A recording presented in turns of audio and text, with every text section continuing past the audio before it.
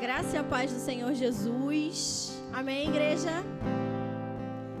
Quero te convidar nesse momento para você curvar a sua cabeça aí onde você está. Vamos agradecer ao Senhor por esse dia. Agradecer ao Senhor pela semana que se passou. E já agradecer pelo que Ele irá fazer nessa semana que se inicia hoje. Te convido a igreja, convido aos que estão presentes e aos que estão em casa. Senhor, muito obrigada. Louvado e bendito é o Teu nome. Nós estamos aqui nessa manhã, Senhor, como igreja, os que estão presentes, os que estão em casa. Queremos Te agradecer, Senhor, por todos os livramentos, pela provisão, pelos milagres. Os milagres, Senhor, que o Senhor operou e que nós nem temos consciência deles. Obrigada, Senhor, por tudo que o Senhor tem feito, por tudo que o Senhor tem nos dado, pelo Teu amor, pela Tua graça, pela Tua misericórdia, pela provisão que tem chegado, Senhor. Acredito eu, assim como nós, muitas famílias, ó Deus, têm passado dificuldade nesse período, o Senhor sabe. Mas nós queremos Te agradecer por tudo, Pai. Eu quero Te agradecer também por essa igreja, Deus, que tem se prontificado a ajudar os seus.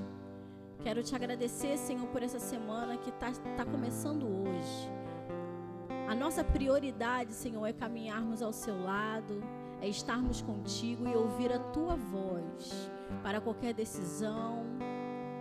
Em momento que tivermos com dúvidas, a nossa prioridade é o nosso relacionamento com o Senhor.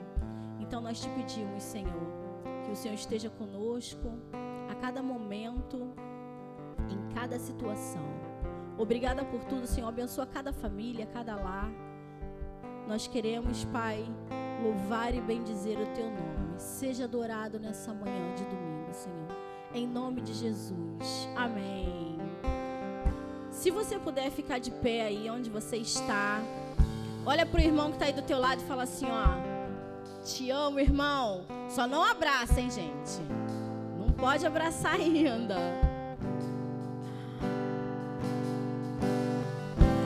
Ao erguermos as mãos, pra quê? Pra adorar e clamarmos a Ti. Nós viemos aqui nessa manhã Te adorar, Deus de graça e favor. Fala pra Ele assim: só Tu, digno és do meu louvor. Só Tu és, todos dirão que és Tu. Pra Ele assim, ó: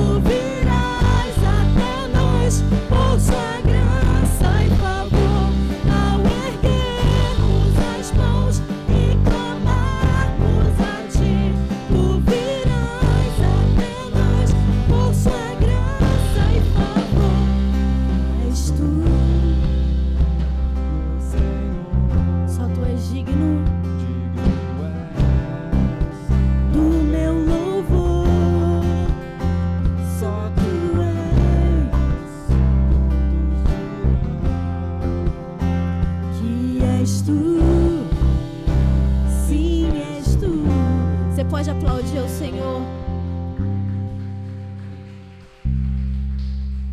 Aleluia. Assim como a corça anseia por águas, nós ansiamos o nosso Deus. Amém?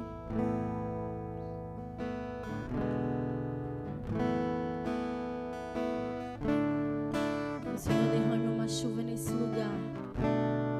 Venha nos inundar com a sua presença, com a sua glória, Pai.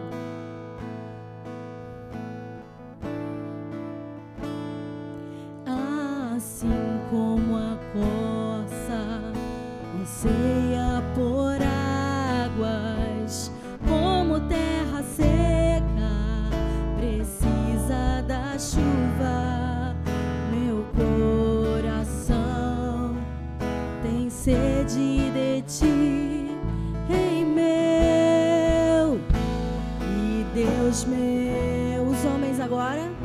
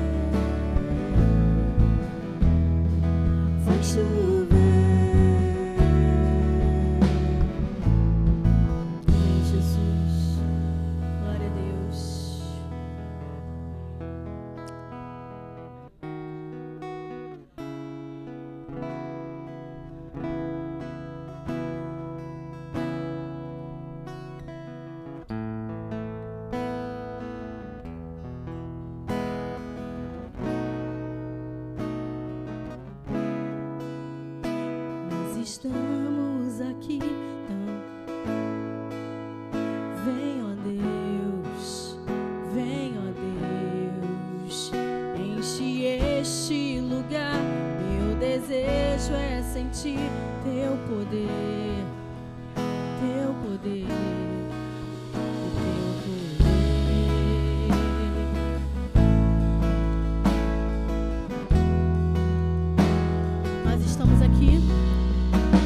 Estamos aqui tão sedentos de ti. Vem, ó Deus, enche este lugar. Meu desejo é sentir seu poder, seu poder. Então vem me incendiar. Meu coração é o seu altar. Quero ouvir o som do céu, sua glória contemplar.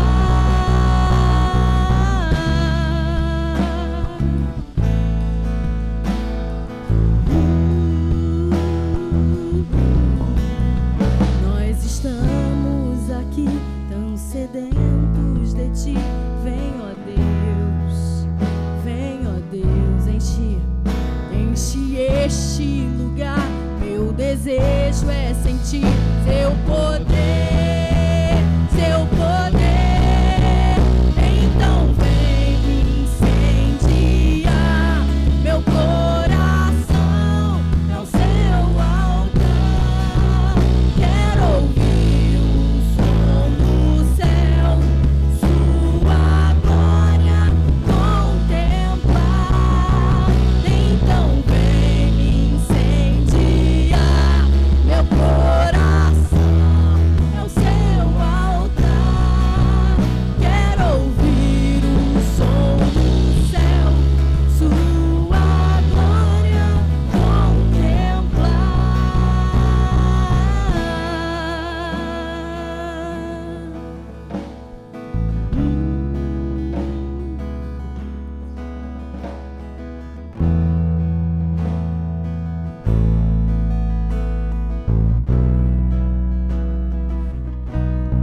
Te damos honra, te damos glória. Teu é o poder. Teu é o poder. Declara, igreja. Pra sempre, amém. Mais uma vez.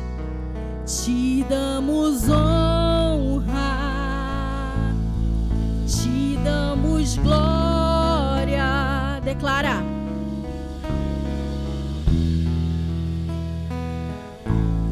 Pra sempre, amém. Te damos honra, te damos honra,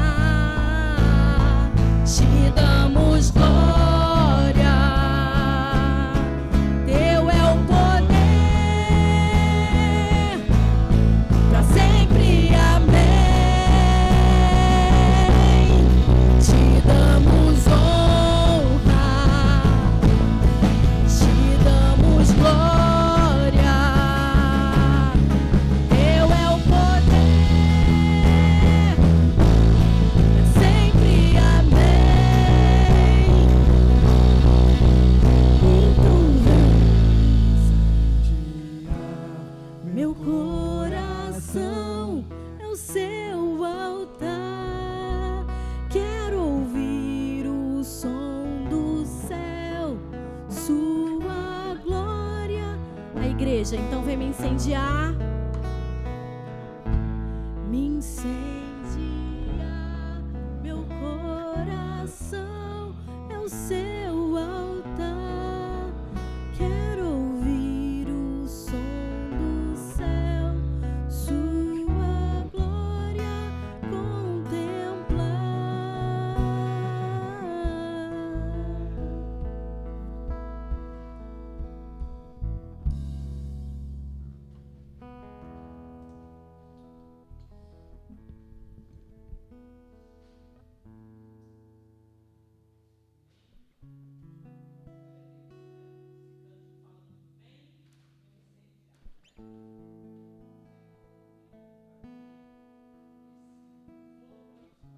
Quando você ouve o fogo, você pode até achar estranho, né? Mas é o fogo, é o incêndio que vem de dentro, né? É do Espírito Santo que vem no nosso coração, incendiando a nossa mente, o nosso coração, nos dando energia, nos dando alegria, né? Nos dando aquela vitalidade. A gente faz tantas coisas, né? Aí fora, tanto corre-corre, a gente quer vitalidade. Mas nós também temos que ter essa vitalidade para o Senhor, né? Para compreender as coisas do Senhor, para buscar a face dele. Nesse momento de intercessão, eu queria ler lá em 1 Samuel, capítulo 2, nós estamos estudando, na terça-feira agora, homens e mulheres que oravam na Bíblia. E aí, na semana passada, retrasada na verdade, eu meditei sobre o Cântico de Ana. Quem já leu o Cântico de Ana? É uma oração maravilhosa, né? E a vida de Ana também fala muito ao meu coração. Lá atrás, né, Deus realmente falou comigo nesse texto aqui, e foi sobre a Sofia. A Sofia não era o Samuel, mas veio a Sofia, né? Então, foi assim tremendo quando Deus, eu era solteira ainda, e Deus falou comigo através desse texto aqui, né, sobre o filho que ele iria me dar. Filho, a filha, né? E eu queria ler aqui, se você ainda não leu, eu vou estar lendo, vou ler até o versículo 11, é o 1 Samuel capítulo 2, e depois nós vamos estar orando assim. O Cântico de Ana. Então orou Ana e disse: o meu coração se regozija no Senhor, a minha força está exaltada no Senhor, a minha boca se ri dos meus inimigos, porquanto me alegro na tua salvação. Não há santo como o Senhor, porque não há outro além de ti. E rocha não há nenhuma como o nosso Deus. Não multipliqueis palavras de orgulho, nem saiam coisas arrogantes da vossa boca, porque o Senhor é o Deus da sabedoria, e pesa todos os feitos na balança. O arco dos fortes é quebrado, porém os débeis cingidos de força. Os que antes eram fartos hoje se alugam por pão, mas os que andavam famintos não sofrem mais fome. Até a estéril tem 7 filhos, e a que tinha muitos filhos perde o vigor. O Senhor é o que tira a vida e a dá, faz descer a sepultura e faz subir. O Senhor empobrece e enriquece, abaixa e também exalta. Levanta o pobre do pó, e desde o monturo exalta o necessitado, para fazer assentar entre os príncipes, para o fazer herdar o trono de glória, porque do Senhor são as colunas da terra, e assentou sobre elas o mundo. Ele guarda os pés dos seus santos, porém os perversos emudece nas trevas da morte, porque o homem não prevalece pela força. Os que contendem com o Senhor são quebrantados, dos céus troveja contra ele. O Senhor julga a extremidade da terra, dá força ao seu rei, e exalta o poder do meu ungido. Então Eucana foi-se a Ramá, e a sua casa, porém, o menino ficou servindo ao Senhor, perante o sacerdote Eli. Amém? O verso 6 fala: o Senhor é o que tira a vida e a dá, faz descer a sepultura e faz subir. O Senhor empobrece e enriquece, abaixa e também exalta. Amém? Esse é o nosso Deus. Ele tem o controle de todas as coisas. E Ana orou ali, crendo, confiante num milagre, contra até algumas posições contrárias, né? Ali que ela estava tendo algumas lutas. Mas ela confiou que o milagre chegaria para ela. Qual é o milagre que você está esperando nessa manhã? Qual é o milagre que você tem orado, você tem colocado diante do Senhor? Pensa nesse texto de Ana, que o Senhor é aquele quem concede o milagre no tempo certo e na hora certa. Amém? O milagre do Senhor, ele chega para nós no tempo correto. E é Ele que diz aqui, Ele empobrece, Ele enriquece. É Ele que faz todas as coisas. Essa semana eu estava ouvindo algumas palestras sobre missões, né? E encheu o meu coração o que Deus está fazendo no mundo através da Bíblia. Estão levando a Bíblia para muitos países. E eu fiquei sabendo da Mongólia, que a Mongólia está tendo um avivamento. Amém? Gente, a Mongólia está tendo um avivamento.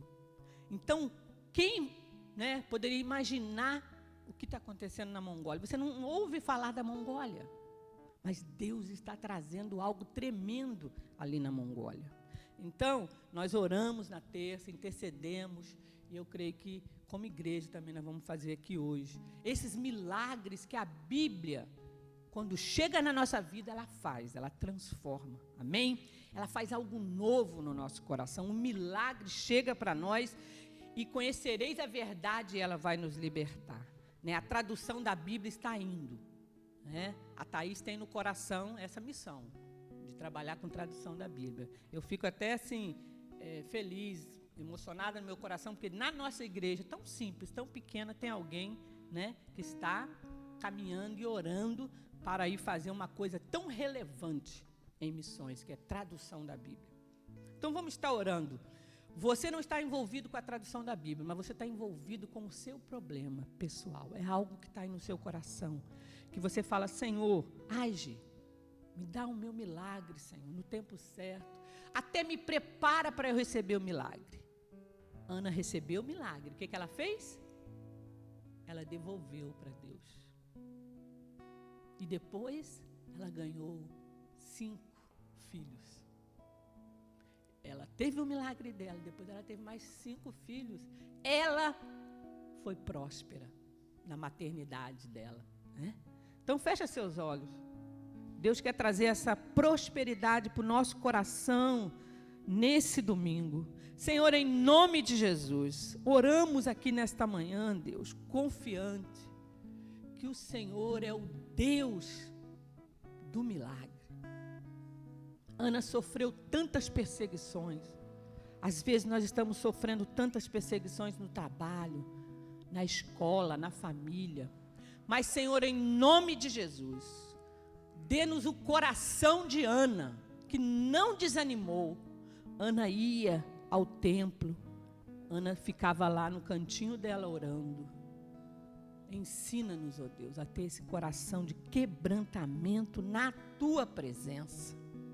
Ajuda-nos a ter esse coração de fé e confiança que o Senhor está conosco, que o Senhor vai trazer um milagre até nós no tempo certo, na hora certa.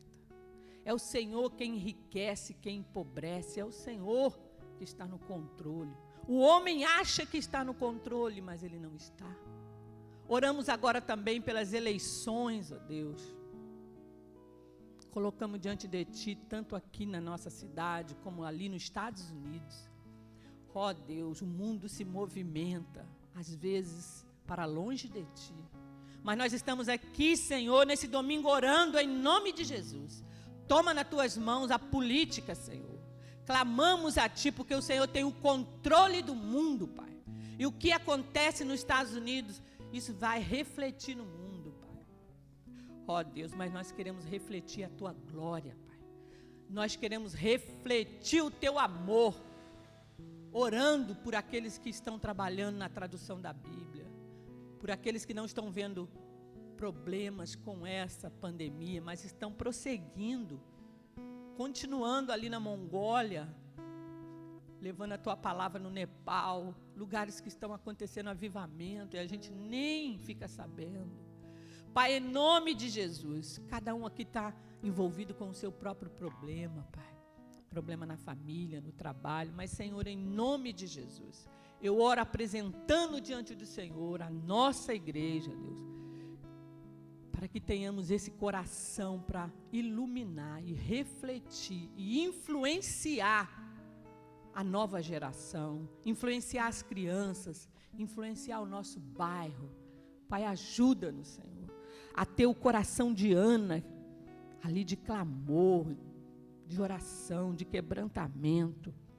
E nós vamos ver a prosperidade acontecer. Ó Deus, a prosperidade que vem de Ti, Senhor, não a prosperidade humana, Senhor. Em primeiro lugar, Senhor, traz para nós a prosperidade espiritual, Senhor.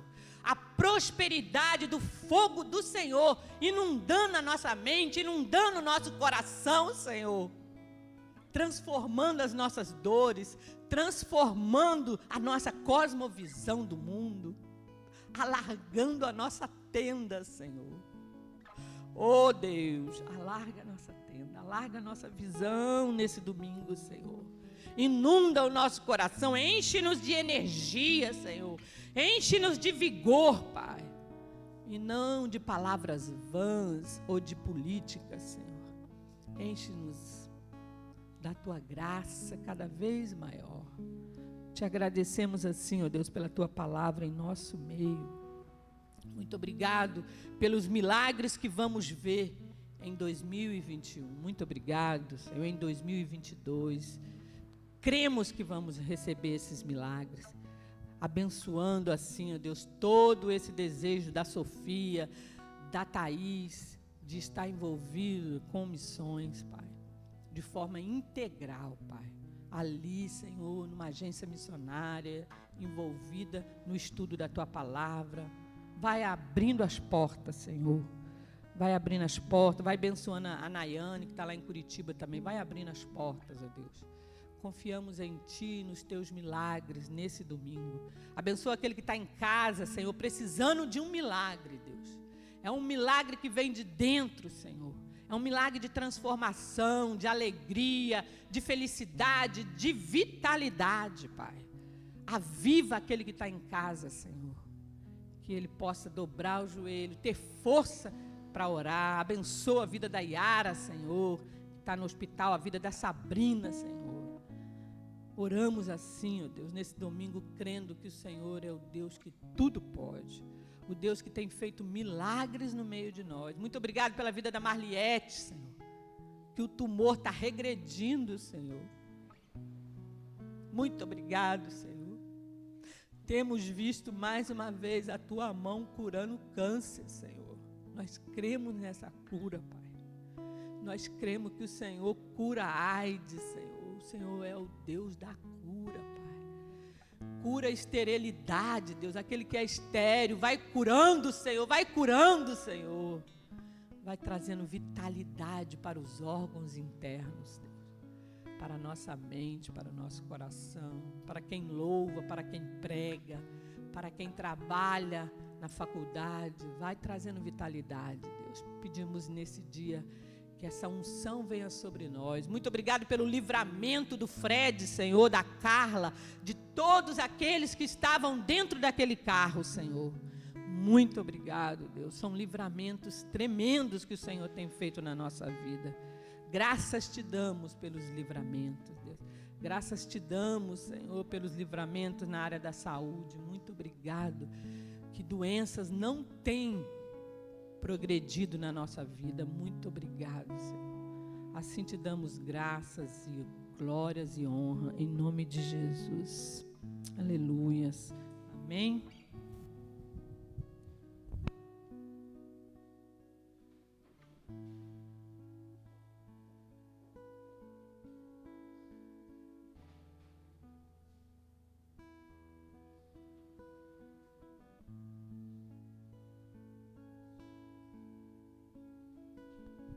Olá, graça e paz. Que bom que vocês estão aqui.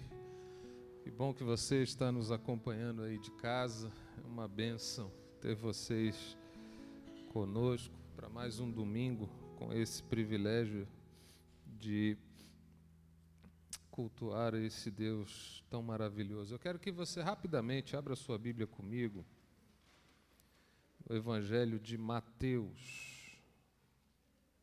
No capítulo 6, a partir do verso 1,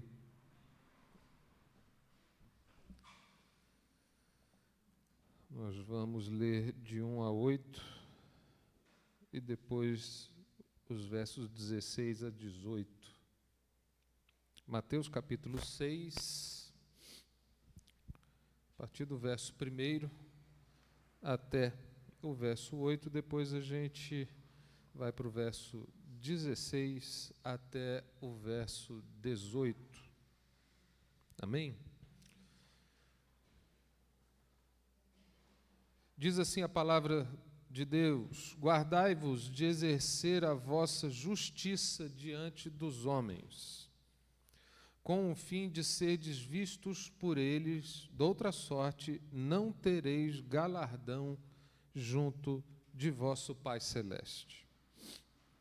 Quando, pois, deres esmola, não toques trombeta diante de ti, como fazem os hipócritas nas sinagogas e nas ruas, para serem glorificados pelos homens. Em verdade vos digo que eles já receberam a recompensa.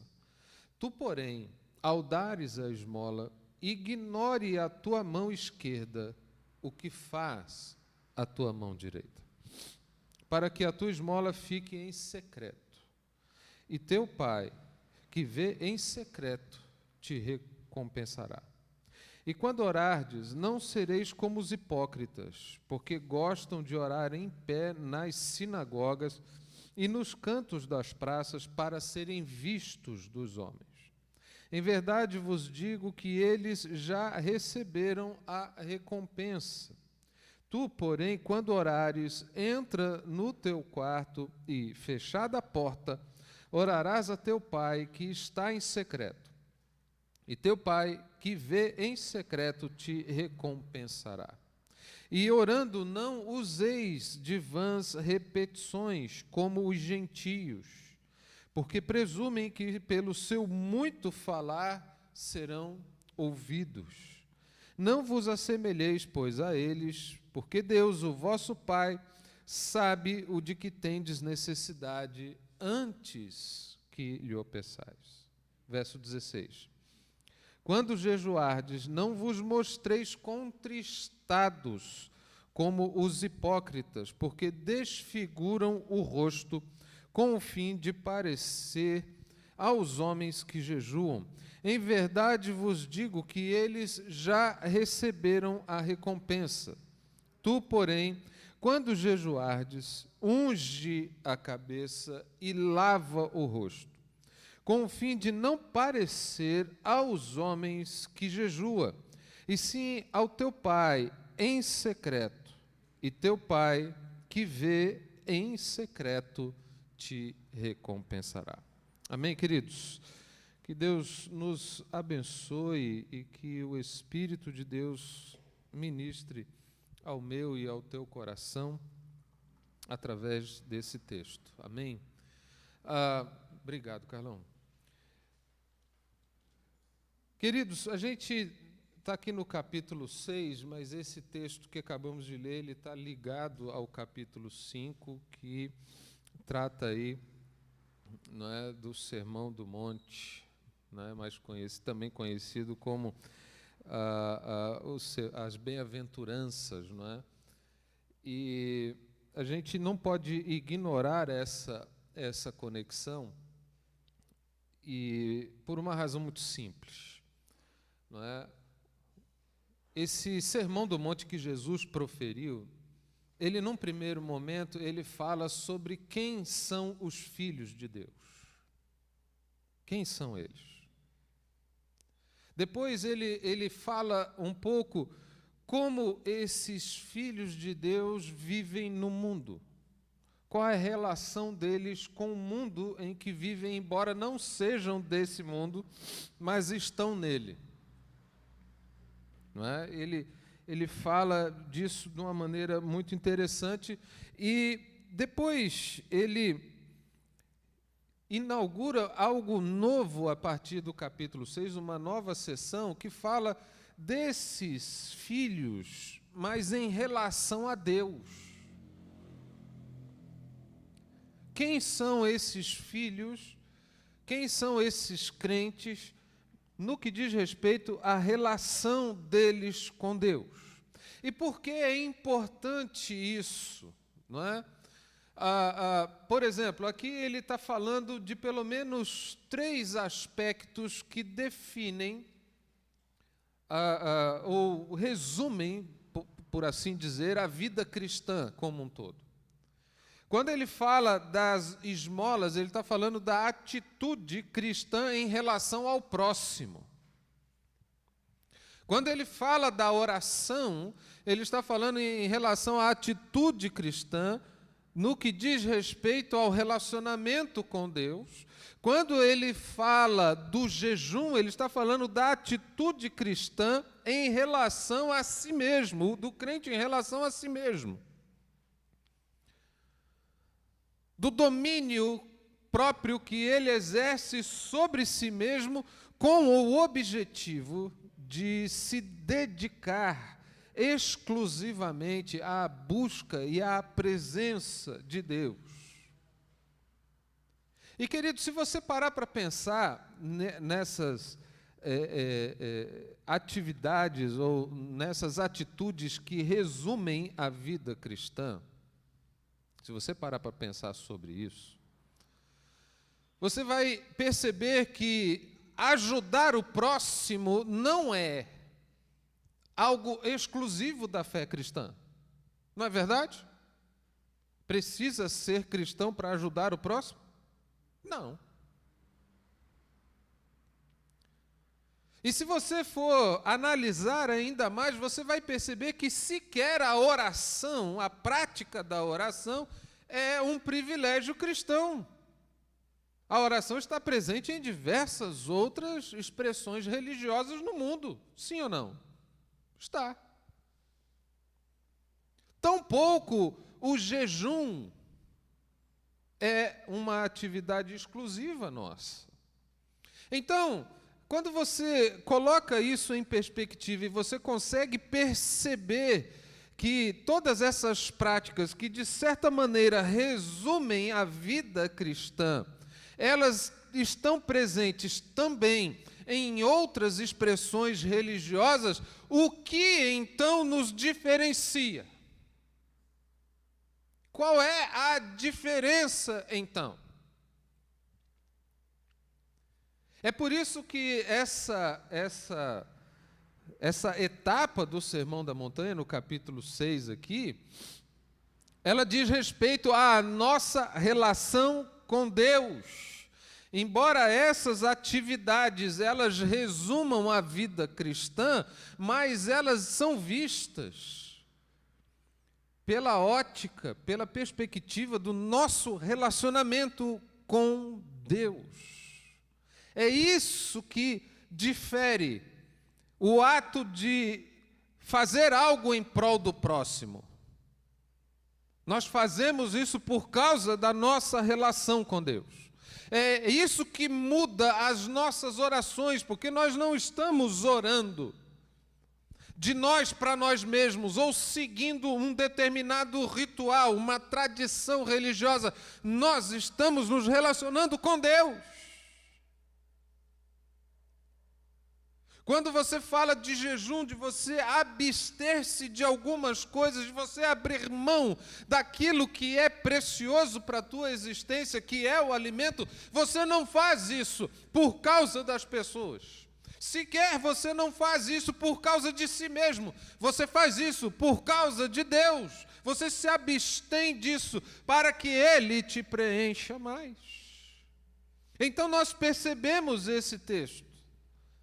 E se você não olhar para ele dessa maneira, você não vai conseguir entender. Porque o que você vai enxergar são práticas. Você vai enxergar um código de ética, moral, que vai determinar aquilo que você faz ou deixa de fazer, mas não é isso que esse texto bíblico está nos ensinando. Ele nos coloca na perspectiva do nosso relacionamento com Deus. Embora possamos ver aqui a comparação, né, com os hipócritas fariseus e com os gentios, que eram aquelas nações, aqueles povos que não faziam parte desse povo chamado judeu e que tinham outras expressões religiosas. Embora exista essa comparação dessas diversas religiosidades, inclusive a religiosidade daquele povo que se chamava povo de Deus, a questão não é apenas fazer a diferenciação da religiosidade, mas colocar isso sobre a ótica do relacionamento com Ele. E aí, queridos, é onde nós começamos a perceber aqui algumas coisas importantes que eu quero colocar para vocês hoje. Quando você lê o primeiro verso desse capítulo 6, guardai-vos de exercer a vossa justiça diante dos homens, com o fim de serdes vistos por eles. De outra sorte não tereis galardão junto de vosso Pai celeste. Eu preciso colocar algumas coisas aqui para você te ajudar a aplicar essa verdade um pouco mais na sua vida. Você perceba que o que está em foco aqui não é o exercício da justiça, não é de você ser justo. Afinal de contas, quando nós entregamos a nossa vida a Jesus, nós fomos justificados, não é isso que a Bíblia diz? Você foi feito, declarado justo diante de Deus, porque Jesus pagou o preço na cruz do Calvário para que você fosse declarado justo diante de Deus. Logo, você precisa viver essa justiça no seu dia a dia, naquilo que você fala, naquilo que você faz, naquilo que, enfim, nas tuas relações. Tudo isso precisa estar patente em tudo o que você faz.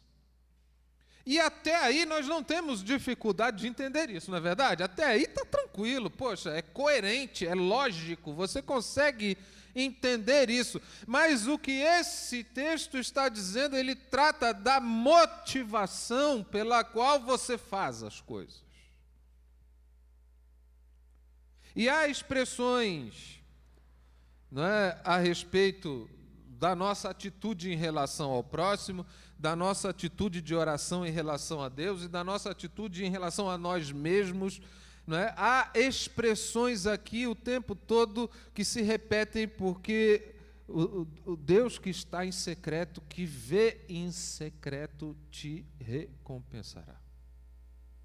E quando nós tratamos de motivações e vemos essas expressões a respeito de Deus, a primeira coisa que eu e você precisamos entender de uma vez por todas é que Deus tudo vê.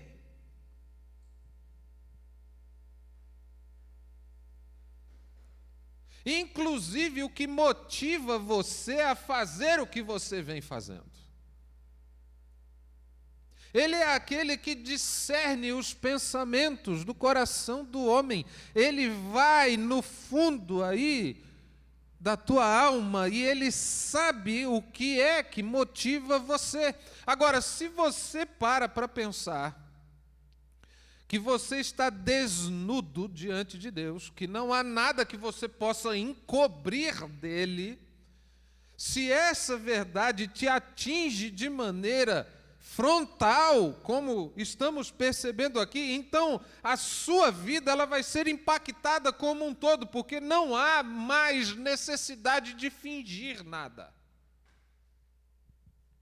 Não há mais necessidade de colocar sobre você uma capa de religiosidade para agradar tanto os outros quanto a si mesmo, porque você sabe que isso é completamente ineficaz diante de Deus.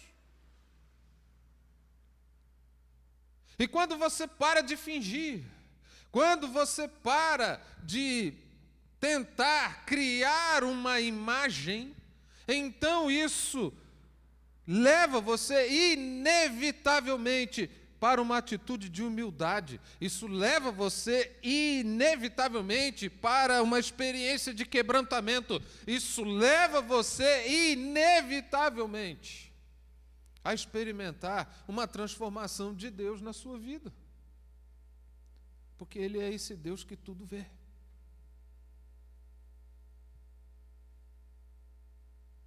Note que aqui aparentemente eu digo, há uma contradição, porque está dizendo, olha, guardai-vos de exercer a vossa justiça diante dos homens, não é? Mas um pouco antes, no verso 16, assim também brilha a vossa luz diante dos homens, para que vejam as suas boas obras e glorifiquem a vosso Pai que está nos céus. Ué, peraí, eu faço ou não faço? Aparentemente há aqui uma contradição, só que eu digo aparentemente porque essa contradição não existe. Não existe porque no verso 16 do capítulo 5 está dizendo para que a sua luz, a sua justiça brilhe diante dos homens, para que eles vejam as tuas boas obras com o objetivo de louvar você? Não. Com o objetivo de glorificar a Deus. No verso 1 do capítulo 6, quando você exerce a tua justiça, quando você permite que a tua luz brilhe, que as tuas obras sejam vistas pelos homens, mas o objetivo é que você seja evidenciado, aí é onde está o problema. A glória de Deus Ele não dá a ninguém, a glória de Deus é dele, ela não deve ser minha, nem sua, nem de quem quer que seja. Deixa eu resolver isso aí, porque senão eu fico competindo aqui com o Osmar. Vocês conhecem o Osmar? Osmar é o culpado disso tudo, né? Osmar Contato, né? Isso, ele é culpado disso tudo. O Osmar é um cara muito legal, mas enfim. A questão toda é exatamente essa. O objetivo pelo qual você faz o que faz. De maneira que, queridos, a nossa atitude deve ser sempre de dar um testemunho que glorifique, que exalte o nome de Deus. Mas eu só quero que você perceba que agora, eu estou tentando puxar isso para perto de você, para você entender que Deus tudo vê.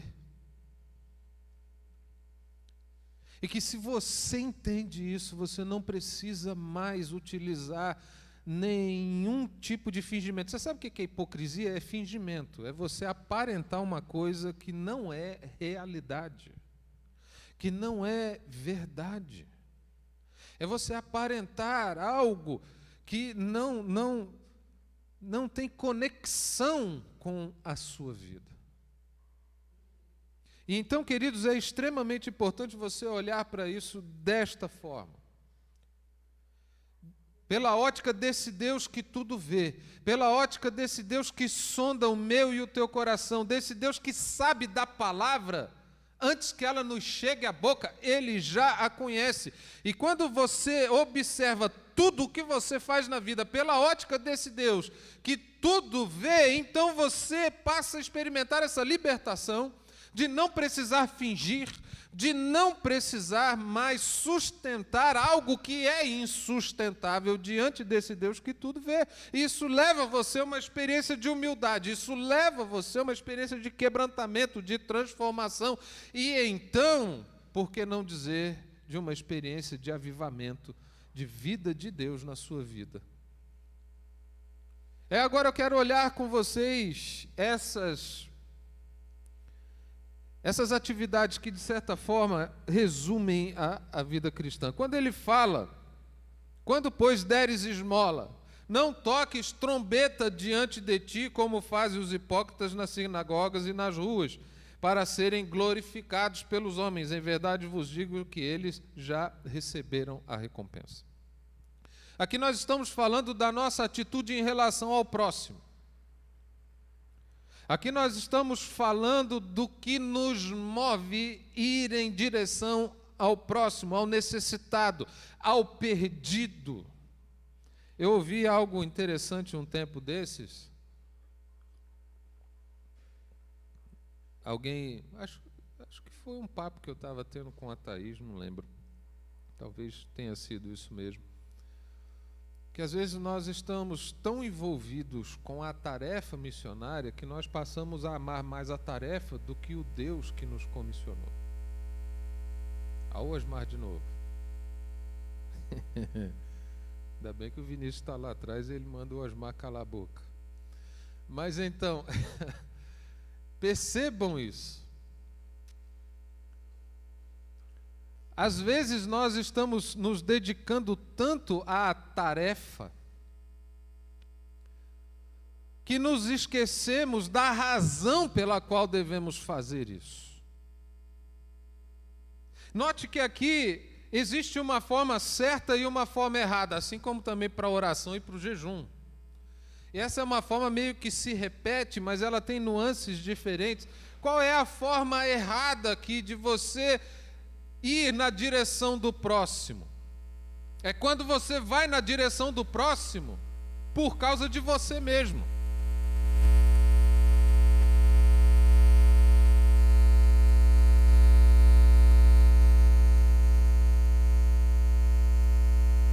Eu fui fazer piada com o Osmar, tá vendo? Ele ficou chateado comigo.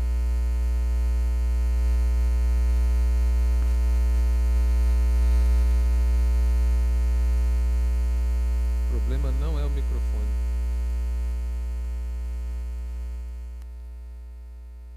Som. O problema não é o microfone. Aproveitar aqui, irmãos, para dizer que nós estamos trabalhando nessa questão, né? Vamos fazer uma reforma geral de cabos aqui, até porque trocamos a mesa de som.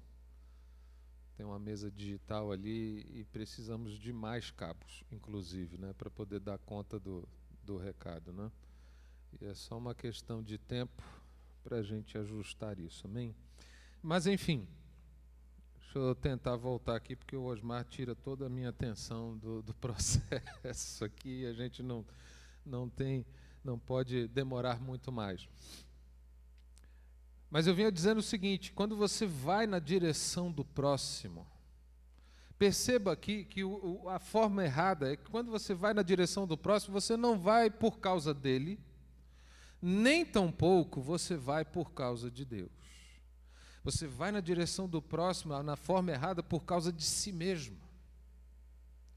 E como é que percebemos essa questão de você ajudar o outro, de você evangelizar o outro, de você ir na direção do outro por causa de si mesmo? É quando tudo o que você faz para o próximo tem a extrema necessidade de ser notado, de ser evidenciado, tem a necessidade de ser proclamado aquilo que você faz. Você não consegue fazer nada para o próximo no silêncio, no segredo, no anonimato.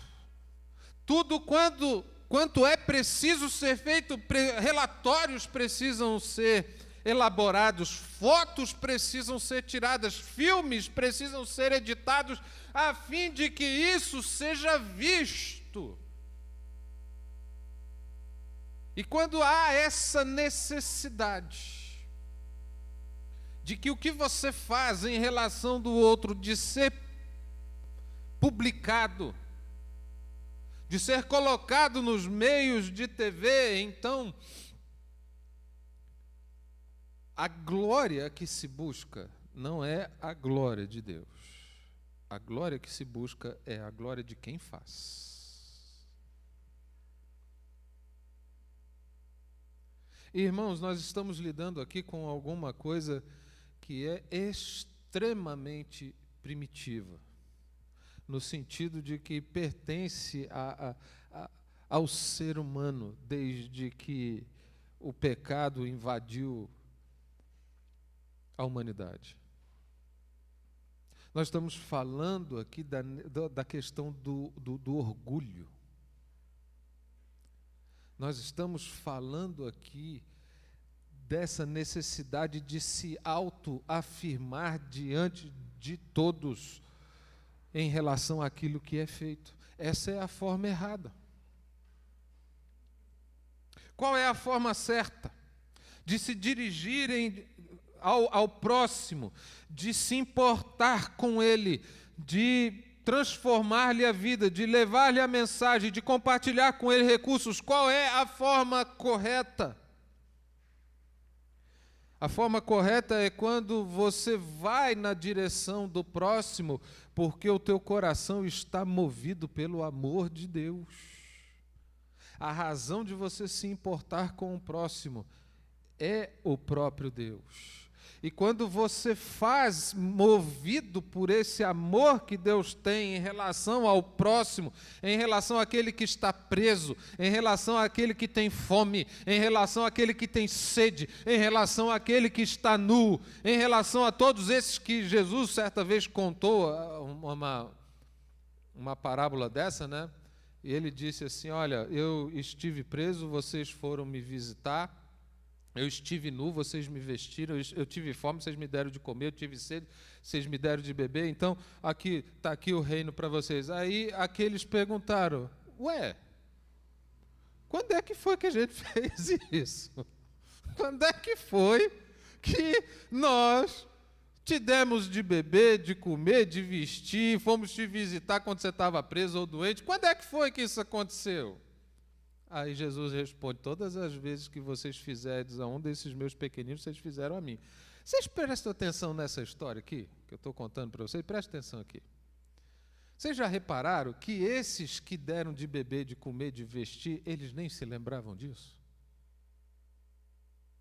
Vocês já repararam isso?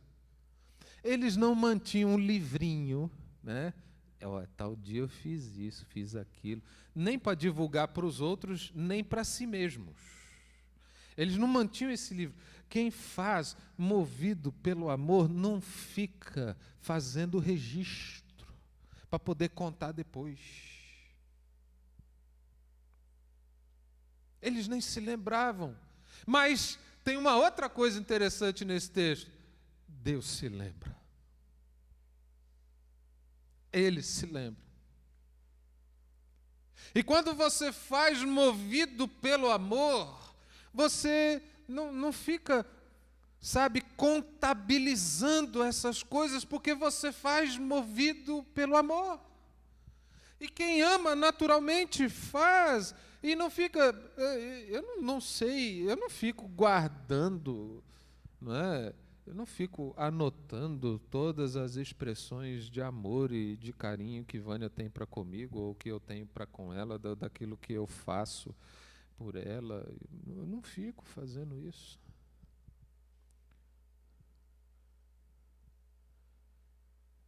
Eu não fico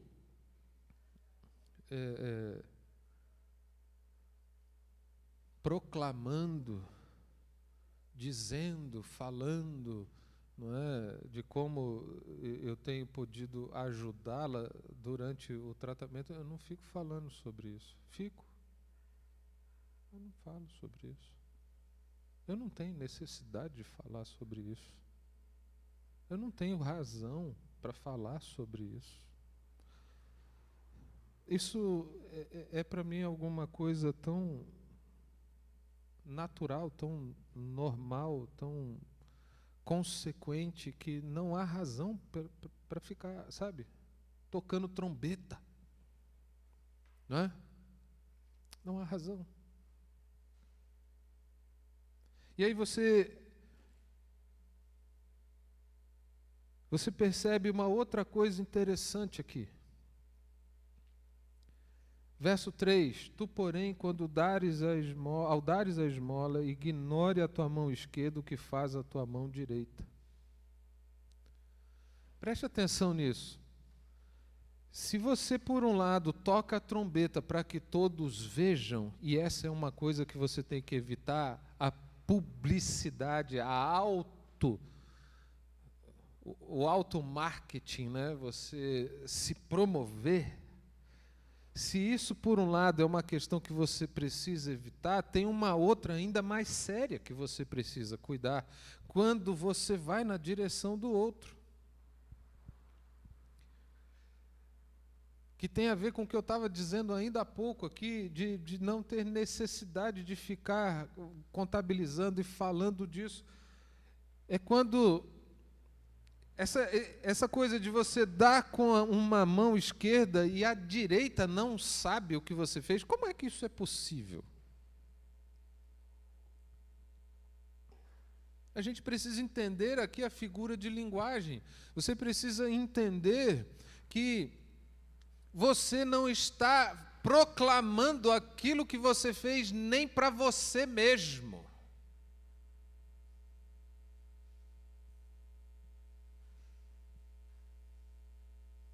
Sabe aquela coisa assim? Deixa eu ilustrar aqui um pouquinho para você, porque senão fica difícil, né? Como é que você não proclama aquilo nem para você mesmo? Bom, acho que todos aqui um dia passaram pela escola, né? Em algum momento da sua vida. Ou então, alguns de vocês aqui conseguiram em algum momento da sua vida aquele emprego que você tanto queria. Qual foi a sensação quando na escola você acertou uma questão de uma prova? Qual é a sensação quando você recebe lá o telegrama, a mensagem, seja lá o que for, de que você, de todos os candidatos, você foi o escolhido? É aquela coisa. Yes! Legal! Eu sou bom! Eu sou fera! Uou! Não é? E nós fazemos isso com a maior naturalidade e normalidade, sim ou não? Fazemos, isso é muito natural nosso. E veja que eu não estou condenando de maneira alguma você celebrar, você se alegrar com conquistas, com vitórias. Eu não estou falando disso, mas eu estou falando de algo muito mais profundo, de algo que vem assim, que brota daquele orgulho do coração de dizer: eu sou o cara.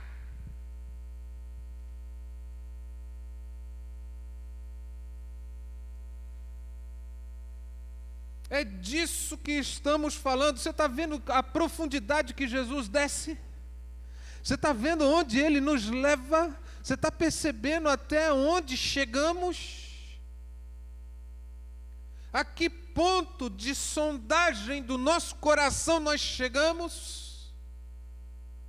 Tem gente que ama, né, e diz isso em alto e bom som, que ama ajudar o próximo, mas tem dificuldades de ser ajudado. E aí eu pergunto, por quê? Por quê? Será que quando ajudamos não estamos lá no íntimo do coração tendo aquela sensação de que somos superiores, de que somos melhores, de que temos mais e por isso podemos dar? Será que não existe lá no âmago da nossa alma aquele clamor por domínio, por controle em relação ao outro que está numa situação vulnerável? Por isso que Jesus diz, quando você vai na direção do próximo e você abençoa a vida dele, você dá para ele alguma coisa, que a tua mão esquerda ignore o que está fazendo a direita ou vice-versa. Você não proclama isso nem para você mesmo. Se você pegar lá Lucas, se eu não me engano, Lucas 18, deixa eu ver aqui, é isso mesmo. A partir do verso 9, fala lá da parábola do fariseu e do publicano. E o fariseu orava, diz aqui a Bíblia, né? Olha só, verso 9, propôs também essa parábola a alguns que confiavam em si mesmos por se considerarem justos e desprezavam os outros. O fariseu, posto em pé, orava de si para si mesmo, desta forma: ó Deus, graças te dou, porque não sou como os demais homens, roubadores, injustos e adúlteros, nem ainda como esse publicano aí. Você está percebendo essa coisa de superioridade? De se achar melhor do que o outro? E quando você vai na direção do próximo desse jeito, é porque você não está embebido, envolto, imerso no amor de Deus pelo perdido. Você está indo em direção ao próximo porque você se acha melhor do que ele. E eu vou dizer um negócio para você: se você vai na direção do próximo desse jeito, você é pior do que ele. Você está num degrau abaixo dele.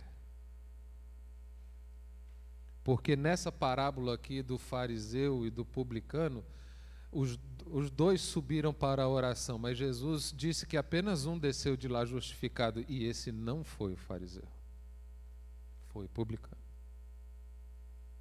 que de longe não ousava nem levantar o rosto, e batia no peito e falava: "Sê propício a mim, ó Deus, que sou homem pecador."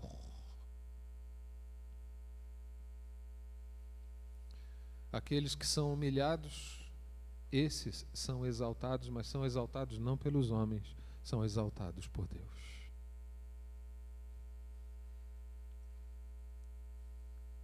Então, o jeito certo de irem ao próximo é quando eu vou motivado pelo amor, pela graça de Deus, e eu me excluo desse processo no sentido de que eu não quero me afirmar com isso. Vamos para a oração? Que eu preciso passar rápido sobre isso aqui agora. Ele fala para a gente, quando orar, agora está falando não da nossa relação no que diz respeito ao próximo, mas do nosso relacionamento com Deus. Ele fala que nós, na oração, nós precisamos evitar a todo custo agir como os hipócritas, como aqueles que fingem.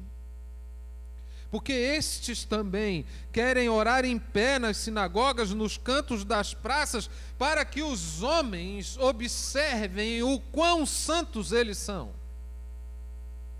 Para que os homens vejam, não é? O quão dedicados a Deus eles são. E aqui nós estamos vendo o seguinte, que o nosso relacionamento com Deus, a nossa intimidade com Deus sendo utilizada para se impor religiosamente sobre os outros, para parecer ser mais santo, ser mais dedicado, ser mais consagrado aos outros do que os outros. Essa é a grande questão, é quando você começa a colocar a tua vida de oração, o teu relacionamento com Deus dentro de uma perspectiva matemática. Eu oro 2 horas, eu oro 3 horas, não, eu passo 8 horas orando, não, eu leio a palavra, eu faço isso, eu fico 3 horas por dia, e aí a pessoa começa a utilizar a matemática, né, para qualificar a sua relação com Deus, mas usa isso para os outros, para constrangê-los diante da sua ineficácia, não é? Diante da sua falta de nesse padrão que eu estou querendo dizer, né? O cara ora assim, ele fala: "Meu Deus do céu, esse cara ora 8 horas por dia, caramba, eu sou muito pecador." Eu nunca vou chegar lá. Mas, queridos, relacionamento você não quantifica matematicamente.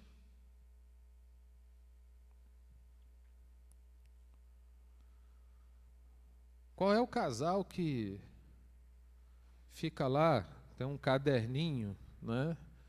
E fica lá anotando o tempo que eles tiveram de conversa entre eles durante o dia, né?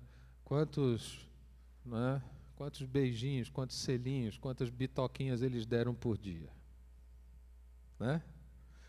Quantos te amo que eles disseram por dia, quantas vezes, não é, que comprou lá um presentinho, uma lembrancinha, uma rosa e deu, quantos momentos íntimos sexuais eles tiveram naquele ano. Quem faz isso, gente? Pelo amor de Deus, quem faz isso?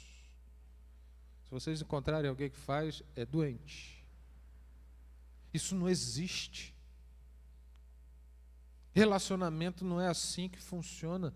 E aqui nós estamos vendo uma tentativa de deturpar o relacionamento com Deus, a oração de você falar com Deus.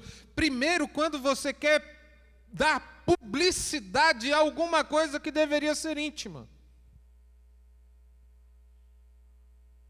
Vê esse casal casado fica dizendo aí para todos os cantos o que eles fazem quando estão sozinhos em 4 paredes. Qual a necessidade disso? Que razão há em fazer isso?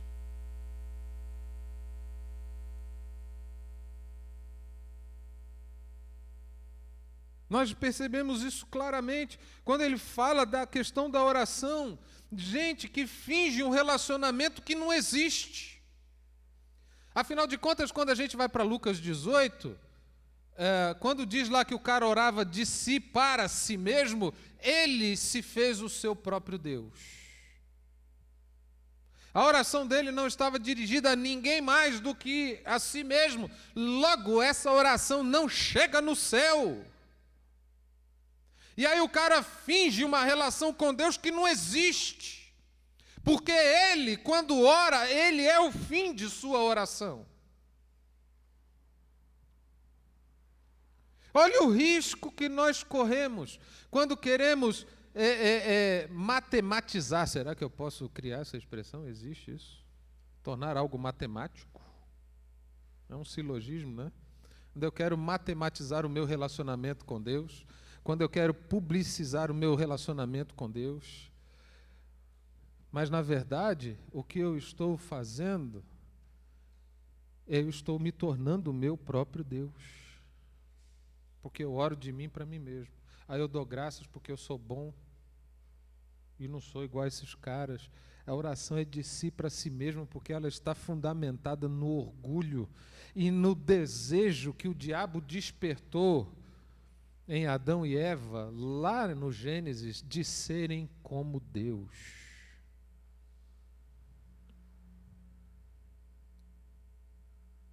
Queridos, esse é o jeito errado de orar. Esse é o jeito errado de querer se aproximar de Deus, porque a Bíblia diz que os soberbos, os orgulhosos, Deus conhece de longe. Sabe como é que é isso? Ele resiste, ele não chega perto, mas aos humildes ele concede a graça dele. Ele traz para perto. É quando nos humilhamos. É quando reconhecemos quem Deus é e quem somos diante dele, porque isso é se humilhar, não é ir para a sarjeta, não é? É você saber quem Deus é e quem você é nessa relação com Ele, aí tudo começa a mudar. Quando nós nos humilhamos, aí então nós seremos exaltados, seremos trazidos para a intimidade com Deus. Agora, enquanto somos orgulhosos, Ele nos conhece de longe. E quando você quer fazer transformar aquilo que era para ser num relacionamento com Deus em alguma coisa de autopromoção, que você usa para subjugar outros, para se tornar melhor do que outros, para ser arrogante em relação aos outros, então você se tornou o seu próprio Deus.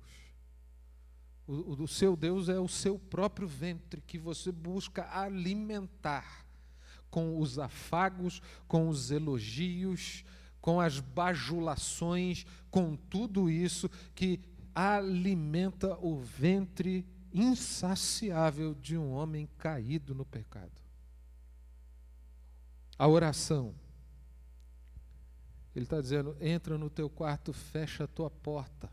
É algo que, veja só, não está condenando aqui a oração em público, né? A oração no culto, não tem nada a ver. Desde que essa oração esteja sendo feita para Deus, e não uma performance que ludibrie as pessoas. Não uma performance que deixe as pessoas, nossa, que oração bonita, nossa, que palavras, não é? Uau! Não, a oração, ela é dirigida a Deus num relacionamento pessoal e íntimo com Ele. Por isso que a forma certa é essa coisa que é feita na intimidade. Se você reparar, o fariseu e o publicano, o fariseu estava fazendo isso assim para que todos vissem. O publicano quieto, Senhor, tem misericórdia de mim porque eu sou pecador.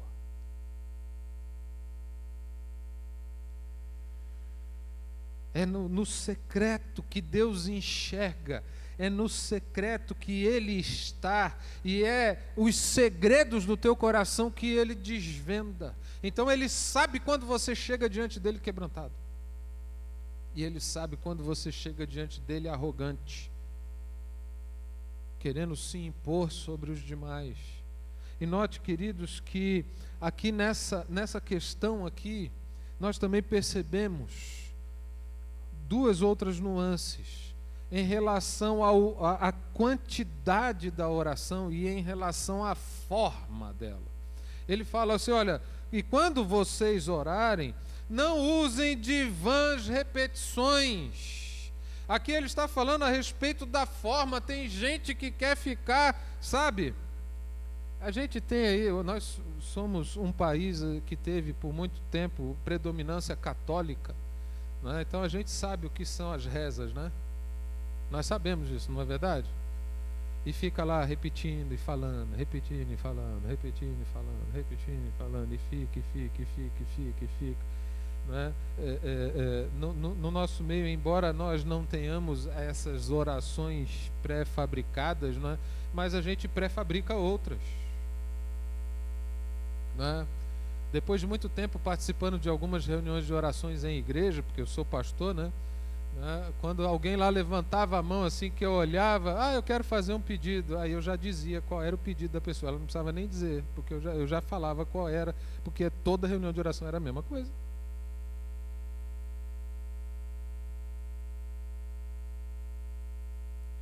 E normalmente essas orações não tinham nada a ver com aquela questão, poxa, Deus, quebranta o meu coração porque eu sou orgulhoso.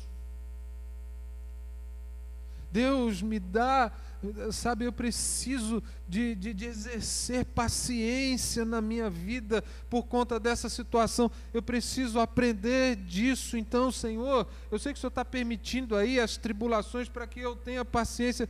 Deus, obrigado. Eu nunca vi oração assim, nunca vi. Eu nunca vi oração pedindo por santidade. Senhor, purifica meus olhos, porque eu sou homem, eu gosto de mulher, eu não posso ver mulher. Senhor, purifica meus olhos. Eu nunca vi um cara orar desse jeito, já viu?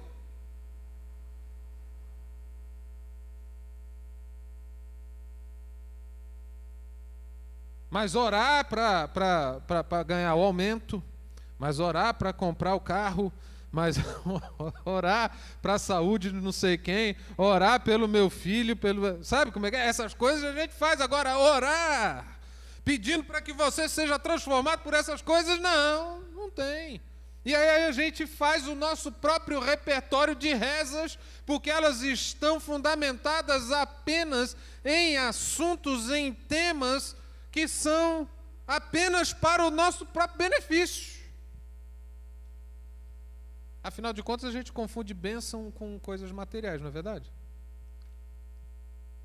E nos esquecemos que somos abençoados com toda sorte de bênçãos espirituais.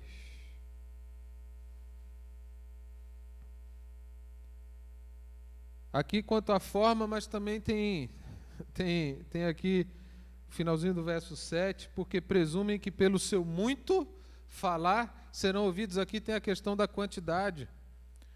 Gente, se você fosse colocar aquela oração de Pedro, quando ele está andando sobre as águas e ele vê as ondas, ele teme e ele começa a afundar. Se você fosse colocar aquela oração de Pedro para que ela fosse respondida, que ele tinha que orar muito, Pedro tinha morrido afogado.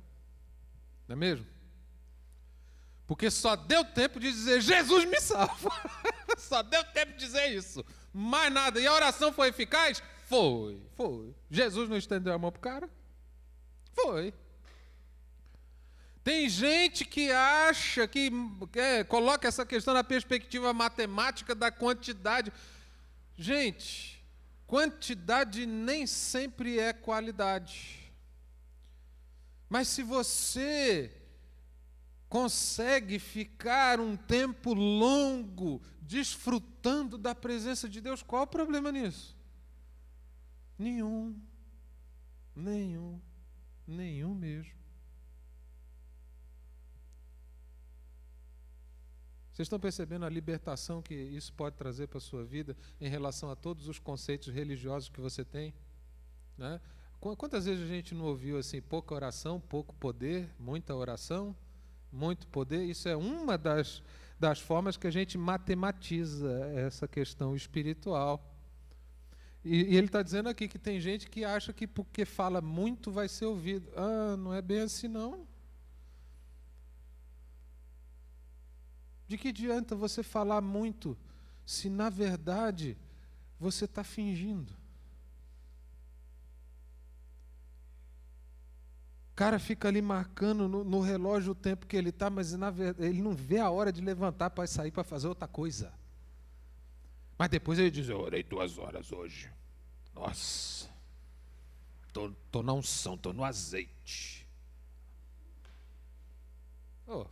Fala sério, não é? Pelo amor de Deus. Quando você está com quem você ama, você fica olhando no relógio? Não é? Gasto tempo com a Vânia, estou com ela, aí fica assim, já deu 1 hora, hein? Caramba, tá demorando hoje. E 1h30, meu Deus, mas não passa. Você não faz isso com quem você ama. 1 minuto, 1 hora para você não quer dizer nada, porque você está com quem você ama. Liberte-se dessa religiosidade, gente. Liberte dessas fórmulas matemáticas que querem definir a tua espiritualidade, o teu relacionamento com Deus. Não faça isso. E eu quero terminar dizendo, o jejum. Falei lá no início que é você abster-se de algo. Abster-se de comida, de bebida, com o propósito de se dedicar mais a Deus.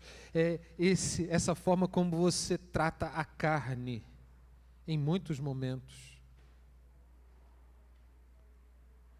Que você deixa a carne de lado em detrimento daquilo que é espiritual. Quando você lê lá Atos capítulo 13, a igreja estava jejuando e orando. Para que a igreja estava jejuando e orando? Ela queria buscar o entendimento do que Deus tinha para ela. E o que Deus fala para aquela igreja quando ela está jejuando e orando? Separai-me a Paulo e Barnabé para a obra que eu tenho. Deus fala para aquela igreja que ela precisava romper os seus limites étnicos e geográficos. Ela precisava ir além e ela tinha que pegar dos seus melhores e enviá-los para proclamar o evangelho. Essa igreja, quando ela ela se abstém das coisas carnais, ela passa a buscar a Deus, ela então entende o que Deus tem para ela. E aí é a grande lição para mim e para você hoje. Você pode jejuar de maneira estritamente religiosa para dizer e para parecer para os outros o quão piedoso, o quão santo você é. Essa é a forma errada.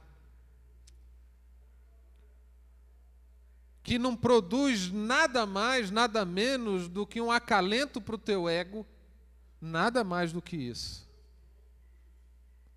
Mas que destitui você completamente daquilo que Deus tem para a sua vida. Porque se tem uma coisa que está presente em todos esses textos aqui, é que Deus é quem nos recompensa.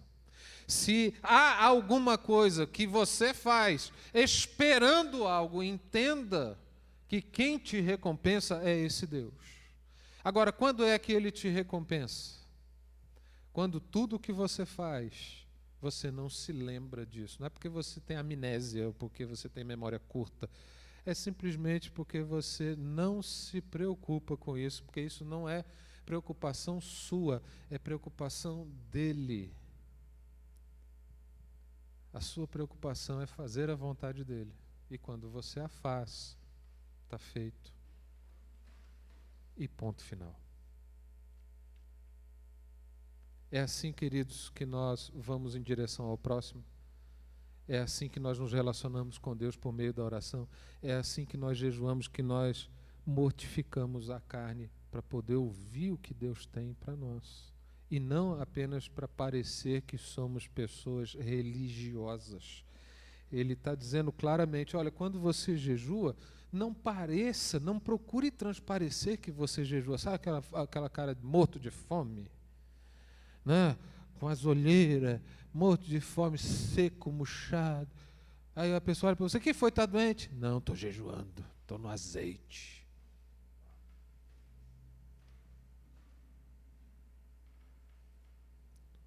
Estou pesadão. Cheio de Jesus. Está cheio de si mesmo.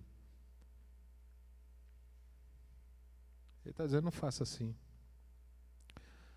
Unge a cabeça, lava o rosto, não tem nada. Aqui é só para você, né, tá com a aparência normal. E você está se abstendo daquilo por causa dele, porque você quer ouvir o que ele tem, porque você quer descobrir o que ele tem, porque você quer se aproximar dele, porque você quer dizer para a sua carne que não é só de pão que vive o homem, mas de toda a palavra que procede da boca de Deus. Você está dizendo isso. E é assim, queridos, que nós vamos entender essas coisas que fazemos por essa ótica, tudo de respeito a Deus.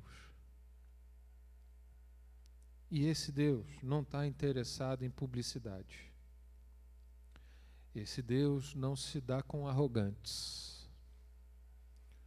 Mas Ele é o Deus que nos vê no secreto, que tudo vê, que sonda, que sabe de tudo. E Ele é quem nos recompensa. E tudo o que fazemos em segredo, Ele vai nos recompensar publicamente. Quando Ele disser, bom e fiel servo, você foi fiel no pouco, eu vou te colocar no muito, entra no gozo do teu Senhor. Coloque-se de pé, eu quero orar por você, vou chamar aqui o Ministério de Louvor para a gente encerrar. Eu usei todo o tempo que eu podia e a gente precisa fechar isso. Vamos orar. Pai, obrigado por esse tempo que o Senhor nos deu na tua presença, por essa palavra que nos desafia, essa palavra que nos incomoda, essa palavra que nos confronta com as motivações mais profundas da nossa alma, do nosso coração. E eu quero orar para que hoje seja o momento de rever todas essas questões, de rever o porquê fazemos tudo o que fazemos, de rever o porquê que nós vamos na direção do próximo, de rever o porquê que nós dobramos os nossos joelhos em oração, de ver o porquê nós nos abstemos de alimento e de bebida, porquê que jejuamos. E se a resposta disso tudo não é um sonoro, um claro momento de dizer que é o Senhor a razão, então a gente precisa rever isso tudo. Pai, eu oro no nome de Jesus, para que o Senhor nos livre de fazer o que fazemos de uma forma meramente religiosa. Eu oro, Pai, para que nós façamos todas essas coisas que são importantes, mas de uma maneira devocional, de uma maneira cultica. Fazemos para o Senhor.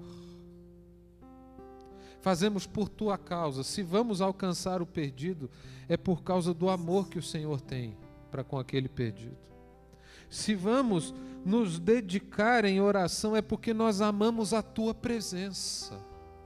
Nós estamos ali como Maria, aos teus pés, desfrutando da tua presença. Não queremos ficar colocando em horas, em minutos, não queremos quantificar o nosso relacionamento.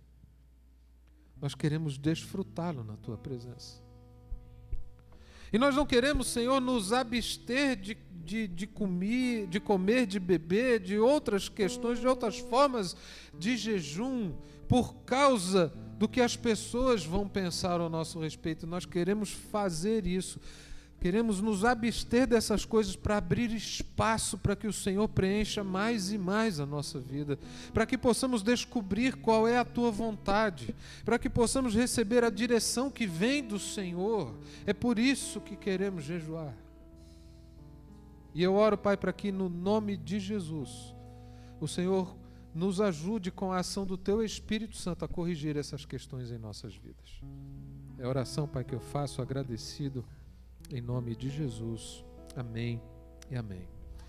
Nós vamos agora louvar o Senhor, e enquanto fazemos isso, enquanto louvamos, você tem aí o privilégio de dedicar ao Senhor as tuas contribuições, os teus dízimos, ofertas para missões, as suas ofertas para nos ajudar com as cestas básicas. Queremos agradecer a todos que nos têm ajudado. Você que está aí de casa acompanhando, tem aí o QR Code do PicPay que você pode utilizar. Tem aí as informações bancárias da igreja também. Você pode fazer aí pelo teu internet banking a sua transferência. Nós agradecemos muito a Deus pela sua vida. E porque já quase um ano está se passando. E apesar de todas as lutas, aqui estamos nós. E apesar de todas as lutas, temos podido abençoar vidas de muitas famílias. Louvado seja Deus por isso. Vamos louvar o Senhor. Enquanto isso, você tem o privilégio de... Você não precisa sair do seu lugar. Você vai ser servido aí onde você está. Não tem problema. Você pode louvar o Senhor com as suas palmas? A paz do Senhor é o que nós queremos. Eu quero para mim e para você. O amor do Senhor é o que dividiremos, porque todo esse amor não cabe em mim. Fala pro teu irmão aí, ó. Eu quero é lhe dizer que Deus gosta, assim, ó, de você, seja qual for a situação.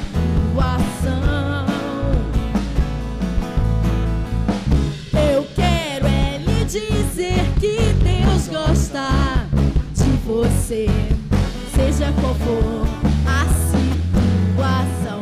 Lá, lá, lá, ya, lá, ya, lá, ya. Lá, ya, lá, ya, lá, ya. Lá, lá, lá, ya, lá, ya, lá, ya. E as promessas? As promessas do Senhor duram para sempre, pois Ele prometeu que... Quem crê aí, dá um glória a Deus! Glória a Deus! Passará, mas o amor é eterno, eterno como Deus o nosso. Fala pro teu irmão aí, ó, assim, ó. Eu quero, fala pra ele que Deus gosta de você, seja qual for a situação. Eu quero é lhe dizer que Deus gosta de você, seja qual for a situação. Lá, lá, lá, ya, lá, ya. Lá, ya, lá, ya, lá, ya. Lá, lá, ya, lá, ya, lá, ya. Lá, ya, lá, ya, lá, ya.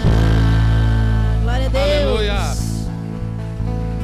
Obrigado, Senhor, por esse tempo maravilhoso na Tua presença. Obrigado por essa palavra que nos confronta, mas ela faz isso para nos levar para perto de Ti.